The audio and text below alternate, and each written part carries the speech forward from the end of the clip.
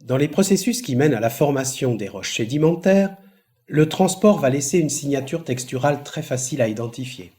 En effet, les éléments transportés, se percutant entre eux, vont s'émousser, s'arrondir.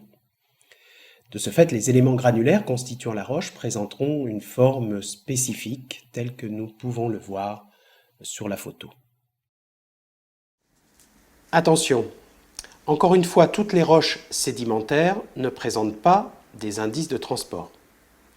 Mais la présence de ces indices permet de conclure sans ambiguïté sur l'appartenance à la famille des roches sédimentaires de l'échantillon considéré.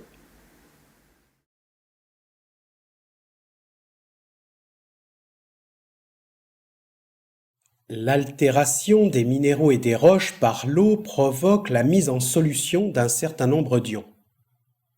Là aussi, ces éléments vont être transportés et vont précipiter lorsqu'il y aura saturation des solutions. Les micro-organismes peuvent favoriser ou contribuer directement à la précipitation de certains minéraux. Comme dans tout processus de cristallisation, la vitesse de précipitation va être conditionnée par la température et la croissance des cristaux par l'espace disponible. Selon les cas, on ira donc de textures très proches de celle d'un verre, le silex, on a silice précipité, à d'autres constitués de cristaux bien visibles à l'œil nu, enchevêtrés, en passant par le cas le plus courant de texture que l'on qualifiera de matrice, où les cristaux ne peuvent être distingués qu'au microscope.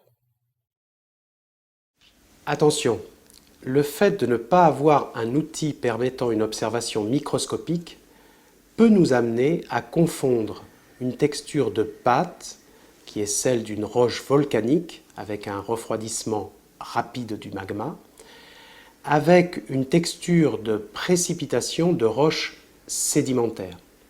De la même manière, une texture complètement cristallisée pourra nous amener à confondre des cristaux issus d'un refroidissement lent, dans le cas des roches magmatiques, d'une recristallisation, le cas des roches métamorphiques, ou d'une précipitation lente, le cas des roches sédimentaires. Il conviendra alors de croiser ces informations avec d'autres critères de texture et aussi une identification des minéraux. Ceci nous amènera à conclure sur la nature de la roche.